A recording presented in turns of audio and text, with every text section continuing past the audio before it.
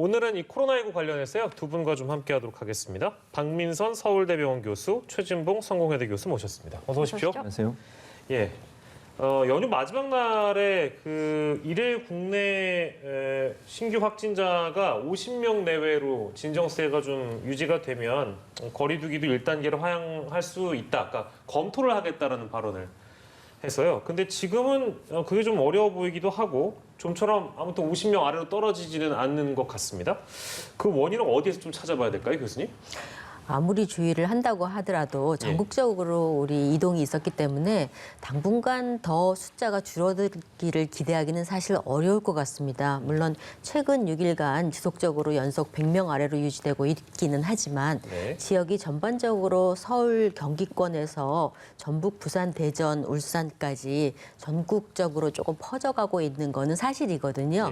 지금 이번 일주는 추석 연휴 이후에 일주에 해당하고요. 그다음 2주까지 전반적으로 지속적으로 뭐가 확 줄 거라고는 기대하기는 어렵고요.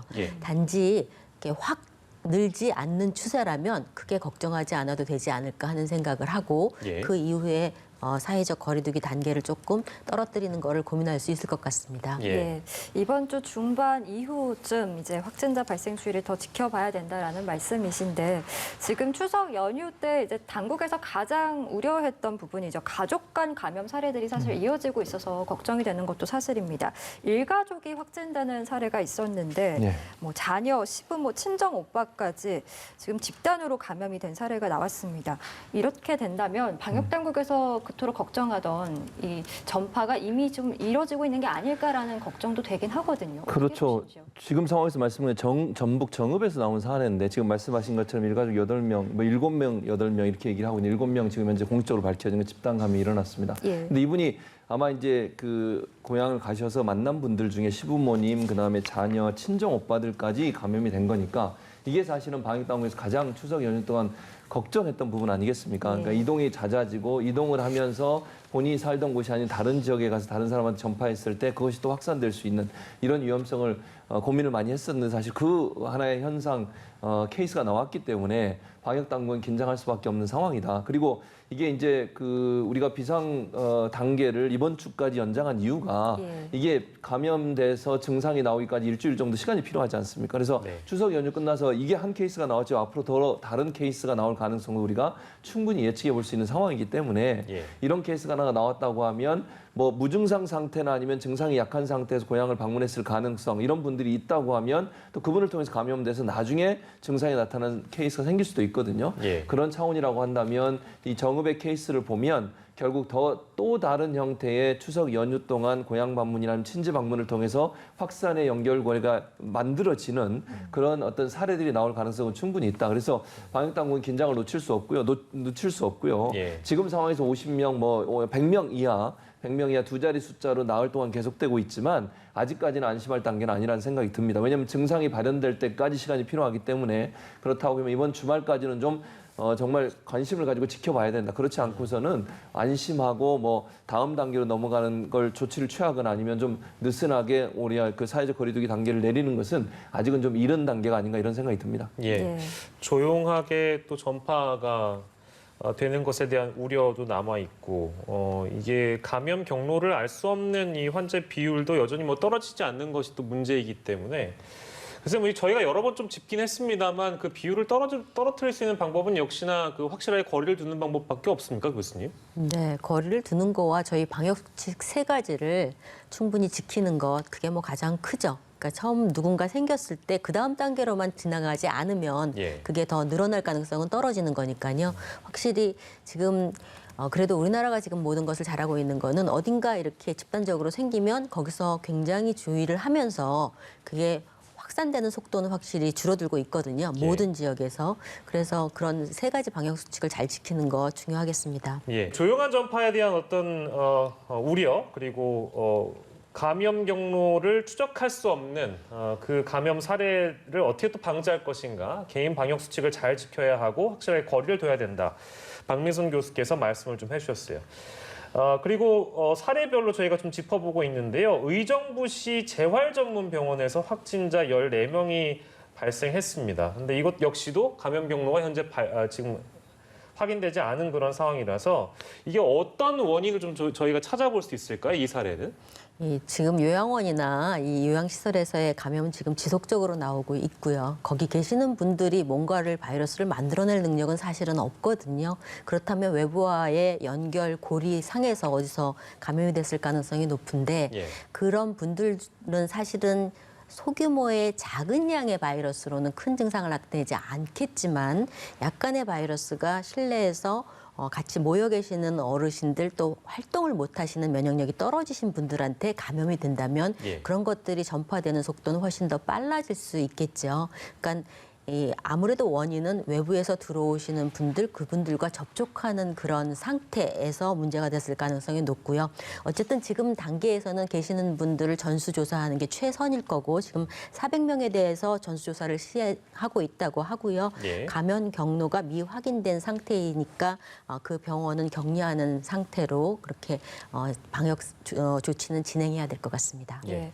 재활병원 같은 경우도 항상 끊임없이 이 확진자들이 나오는 공간이라서 저희도 좀 예의주시하면서 또 관련된 소식 들어오면 또 전해드리도록 하겠습니다.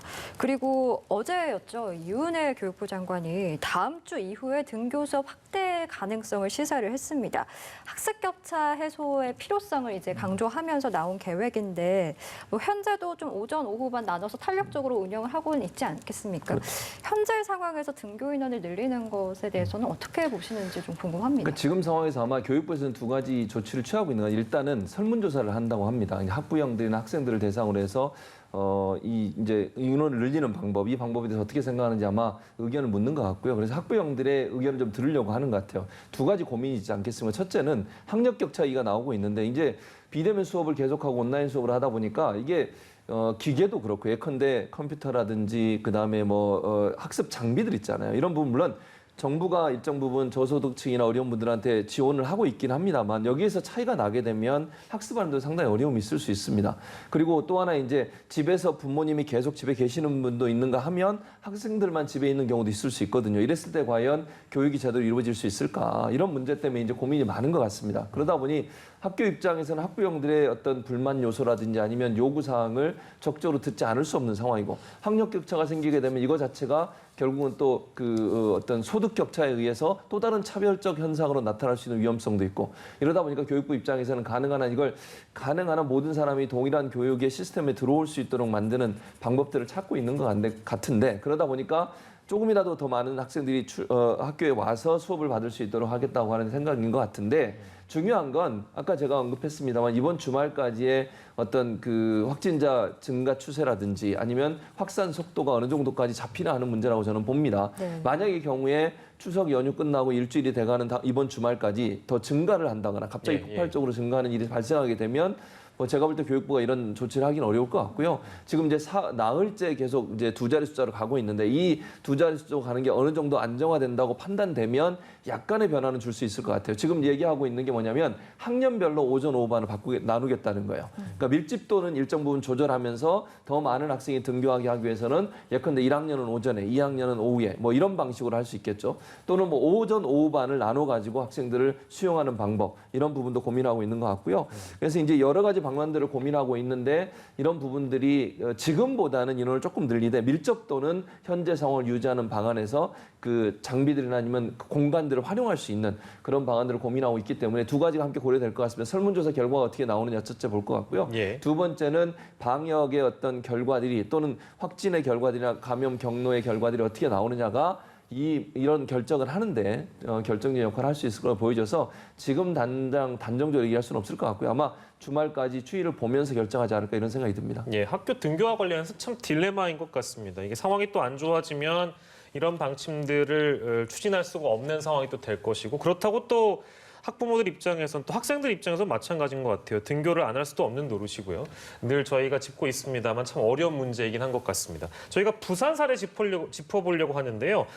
부산은 특별히 부산 북구 만덕동이라는 곳의 상황이 심상치가 않습니다. 지금 확진자가 3주 동안 31명이에요, 선생님. 네. 이쪽 상황은 어떻게 보셨어요? 여기는 지금 안정적 관리가 힘든 위험 단계로 부산시가 규정을 했단 말이에요. 이거 어떻게 된 일인가요? 부산은 그동안 그렇게 환자 수가 확 느는 경우가 없었었기 때문에 그렇습니다. 지금 3주 사이에 31명이 나온 게 급속도로 증가한 것이라고 지금 생각을 하고 사실 서울 같은 경우에는 9단이나 이렇게 해도 그게 좀 더 어떤 시스템상으로 조금 할 수 있다고 보는 반면에 아마 부산은 지금 갑자기 늘고 그리고 밀집돼서 주거하신다던가 예. 또 소규모의 어떤 공원이나 뭐 교회라든가 이런 것들을 관리하는 것이 좀 더 효율적이라고 생각을 하셔서 예. 이런 방침을 가져가려고 하시는 것 같고요. 아무래도 인원이 많다면 조금 더 작은 규모로 관리를 하면은 좀 더 이 위험한 수준을 막기 쉽기는 하겠지만 문제는 항상 들이는 비용하고 효과의 문제이기 때문에 이런 것들을 해서 좀 더 좋은 결과가 나오는지에 대해서는 조금 더 연구를 해보고 그런 예. 것들을 고민해 봐야 될 것 같습니다. 네. 예, 알겠습니다. 저희 이쯤에서 독감 백신 얘기도 좀 해보겠습니다. 상온에 노출이 된 것으로 의심이 돼서 접종이 중단된 이 독감 백신과 관련된 검사 결과가 오늘 오후에 발표가 됩니다. 당초 이제 질병청에서 한 명도 접종받지 않았다고 했다가 확인된 바에 의하면 2,295명까지 늘어나면서 여러 지적과 혼란들이 있었는데 오늘 어떤 내용들이 나오느냐, 얼마나 설득력이 있느냐가 굉장히 중요할 것 같아요. 어떤 그렇습니다. 내용이 담겨 있어야 된다고 보십니까? 뭐 일단은 이 성능 자체, 그러니까 이 약품이 갖고 있는 어떤 기존의 성능 자체가 전혀 변화가 없어야 되겠죠. 그래야 이걸 이 백신을 맞은 효과가 있지 않겠습니까? 3가, 4가 두 개가 지금 나오는 4가를 지금 맞추기로 했지 않습니까? 그런데 지금 의료진이 걱정하고 있는 건 상온에 노출이 돼서 혹시나 기능이 떨어지지 않았을까 하는 부분이에요. 그러니까 백신의 효능 자체가 없어지면 사실 맞을 이유가 없는 거죠. 다른 걸 맞아야 되는 상황이기 때문에 제가 볼 때는 상온에 노출이 의심되는 이 독감 백신을 조사해서 이상이 없다라는 하는 표현은 결국 효능 자체에 이상이 없어야 된다. 두 번째는 이제 부작용에 대해서는 약간의 얘기가 나오긴 했습니다만 그렇게 예. 크게 부작용이 있는 것 같지는 않아요. 그러면 지금 상태는 부작용보다는 아무래도 상온 노출 의심 백신에 대해서 효능이 어느 정도 검증이 되느냐가 가장 중요할 거라고 봅니다. 그래서 아마 샘플로 가져온 백신들, 상온 노출 의심되는 백신들을 조사해서 기존에 갖고 있던 효능과 효과가 그대로 검증된다고 하면 아마 다시 접종이 시작될 것 같고요. 만약에 몇 가지 샘플에서 효능이나 효과가 떨어진다고 생각된다고 또는 판단이 되게 되면 아마도 이제 이건 다 폐기를 하고 기존에 있던 또는 뭐 제약사가 갖고 있던 것들을 구입을 해서 아마 무료로 배급을 할 것 같은데 예. 아마 이번에 이제 조사 결과에서 품질의 효능과 효과가 어떻게 되느냐가 가장 중요한 핵심이 되지 않을까 이런 생각이 듭니다. 예, 독감 백신 관련해서 저희가 언급이 나와서 요즘 뭐 트윈데믹 얘기 참 많이 했습니다. 그러니까 날씨가 쌀쌀해지니까 독감도 유행하고 코로나19는 잡히지 않았기 때문에 관련해가지고 많은 혼란이 있지 않을까라는 생각이 들고요. 어떤 부분을 교수님 신경을 좀 써야 될까요? 이 부분 관련해서는? 네, 바이러스가 아무래도 조금 추운 계절로 가면 보통 5도에 그 습도가 20-30% 정도 되면 짧게는 3-4일, 길게는 일주일까지도 이제 상온에 있을 수 있다고 하니까 상대적으로 조금 더 바이러스가 강해지는 건 맞는데 네. 그거보다 훨씬 많은 정도 인체 면역 체계가 조금 힘들어지죠. 날씨가 추워지면 사실은 혈관을 통해서 모든 물질이 수송되는 거기 때문에 면역 세포나 이런 것들도 만들어져서 돌아가기만 하면 낫는데 훨씬 더 빠르게 나올 수 있고 균이 들어왔을 때 바이러스가 들어왔을 때 바로 없애는 것도 훨씬 더 잘 될 텐데 지금 날씨가 차가워지는 것 그리고 이제 내부로 밀집되는 환경으로 변해가는 것, 환기가 조금 힘들어지는 것 이런 걸로 인해서 코로나 자체로 인한 것도 좀 로드가 증가하고 거기에다가 개인적으로 면역 체계도 조금 나빠질 수 있기 때문에 겨울로 돌아가면서는 우선은 과로하지 않는 거가 첫 번째고요. 과로하지 않는 것, 네. 지금 말씀하신 그 접종하는 거, 예방 접종하는 것뿐만 아니라 과로하지 않는 게 첫 번째고 두 번째로는 활동량을 지나치게 하시지 않는 게 더 좋아요. 이 모든 바이러스에 의한 감염이나 아니면은 대상포진이나 이런 거는 지쳐서 체력이 바닥났을 때 문제가 되는 거거든요. 예. 그렇기 때문에 오히려 겨울로 가면은 활동량이나 이런 거를 조금 평상시보다 한 20% 정도 줄이시고 그리고 상대적으로 살이 찌기 쉬워서 겨울엔 좀 잘 안 드시는 경향들이 있거든요. 상대적으로. 근데 젊은 분들은 그래도 괜찮지만 연세에 드신 분들은 무엇보다도 가볍게 식사를 안 하시는 거예요. 뭐 조금 아침 저녁을 제대로 드시면 뭐 고구마를 가볍게 적게 먹는다든가 이런 거를 안 하시고 고르게 반찬에 식사를 하시는 걸로도 면역력을 최대한 유지할 수 있거든요. 예. 그래서 식사를 조금 고르게 충분하게 활동은 조금 줄여서 하시는 게 좋겠습니다. 네. 그 스페인뿐만 아니라 뭐 프랑스, 이탈리아, 독일, 영국 이쪽 다 그렇습니다. 휴가철 되니까 휴가를 갔다가 온 사람들이 다시 돌아오고 나서 재확산의 원인이 되기도 하고 그러니까 또 다시 재봉쇄를 하기도 하고 뭐 그런 상황인데요. 이 봉쇄 효과에 대해서는 뭐 의문을 가지는 전문가들도 많은 것 같아서 박민순 교수님께서 어떻게 좀 보십니까?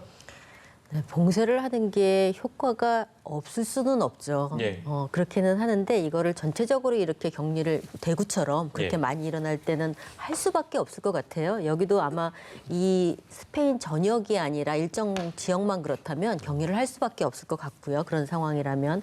근데 이제 지금 이거는 전국적으로 계속 바이러스 감염이 일어나고 있는 상황이고 상대적으로 유럽형이 또 전염력이 좀 더 높기 때문에 봉쇄를 어느 정도 할 것이냐 이런 거에 굉장히 우리나라 상황보다도 조금 좀 어려운 부분이 있을 것 같기는 하고요. 예. 그럼에도 불구하고 너무나 많은 수가 나오면 어쩔 수 없이 사회적 거리두기나 봉쇄나 이런 거를 고려할 수밖에 없을 것 같고요.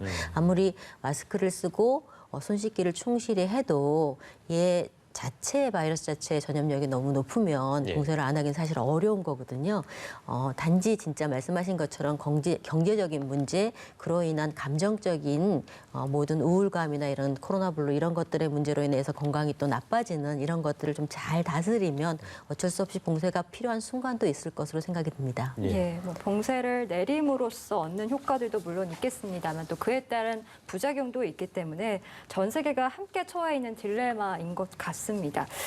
그리고 저희 미국의 상황 좀 보면 지금 트럼프 대통령이 이제 퇴원을 했거든요. 근데 입원한 지 4일 만에 퇴원을 해서 저희가 전해 듣기로 뭐 렘데시비르, 뭐 네. 덱타메타손 이렇게 중증 환자한테 투여가 되는 약물 치료를 받았음에도 불구하고 좀 너무 이르게 퇴원을 한 게 아니냐라는 지적들이 있어서요. 좀 걱정이 됩니다. 걱정됩니다. 저는 개인적으로 걱정되고요. 3일 만에 지금 그 의료진에 발표한 퇴원 기준을 충족했다고 하는데 우리나라 퇴원 기준하고 완전히 다른 것 같아요. 만약 그게 맞다고 하면 우리는 2번 검사에서 음성이 나와야 되거든요. 그리고 우리는요 그러니까 만약에 치료가 되더라도 격리를 또 해야 됩니다. 왜냐하면 또 다시 발현될 수 있는 위험성이 있어서 그렇게 하고 있는데 지금 트럼프 대통령이 사흘 만에 나왔다고 하니까 이게 과연 치료가 제대로 된 건지 도저히 저는 좀 의문이 들고요. 그다음에 뭐 트럼프 대통령이 여러 가지 약들을 많이 쓴 걸로 알려지고 있어요. 일반인들은 접근도 할 수 없는 약들을 썼고 또 실제 임상 실험 중에 있는 약들도 투약한 걸로 알려지고 있거든요. 예. 뭐 그게 과연 지금 당장은 몸 상태가 좋아질지 모르지만 그게 부작용이 일어날 가능성도 저는 충분히 예측해 볼 수 있기 때문에 예. 일부 미국 언론들은 어떻게 보도하고 있냐면 이러다가 다시 재입원할 수도 있다 이런 얘기까지 나오고 있습니다. 또 본인은 마스크도 잘 안 쓰시잖아요. 뭐 나오시면서 마스크 쓰고 이제 앞으로 잘 쓸지 모르겠지만 저렇게 백악관 돌아와서 만약에 회의도 하고 직무를 보면 여러 사람 만날 거 아니겠습니까? 또 외국 정상이나 외국에서 오신 분하고도 또 만나고 회담하고 이러면 그분들은 또 어떻게 할 겁니까?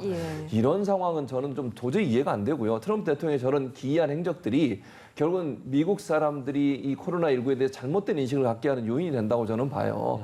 뭐 나오시면서 그런 얘기 했잖아요. 코로나 충분히 이겨낼 수 있다. 네. 이렇게 얘기하시면 트럼프가 지금까지 했던 행동을 트럼프를 지지하는 사람도 따라하지 않겠습니까? 예. 그래서 미국이 지금 이렇게 사망자도 많고 확진자도 몇만 명씩 나오는 겁니다. 매일. 예. 트럼프 대통령의 저런 행동은 제가 볼 때 절대로 방역에 도움도 안 되고요. 미국 국민들한테 잘못된 사인을 보낼 수 있다는 점에서 조금 좀 자제했으면 좋겠다 이런 생각이 듭니다. 퇴원 기준은 충족했으나 전염의 가능성은 있다.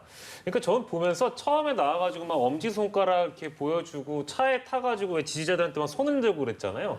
저는 생각이 든 게 그 운전하는 분도 계실 거고 그 옆에 타고 있는 그 뭐라고 해야 되죠? 그 트럼프 비서진 대통령을 수행 비서들 이런 네. 사람들은 그러면 무슨 죄인가 이런 생각도 들어요. 그러니까 전염 가능성은 충분히 있는 거죠, 교수님. 그래서 지금 백악관에 많은 분들이 지금 코비드19에 걸렸다고 지금 확진이 되고 있고요. 그러니까요. 그리고 이제 이 연세가 드신 분들에 있어서는 체중이 많은 것, 지방이 많은 것이 사실은 사망률은 주는 그런 비만의 역설이라고 있지 않습니까? 네. 그리고 그런 분들은 근육도 많고 지방도 많기 때문에 상대적으로 증상은 좀 덜 느끼게 돼요.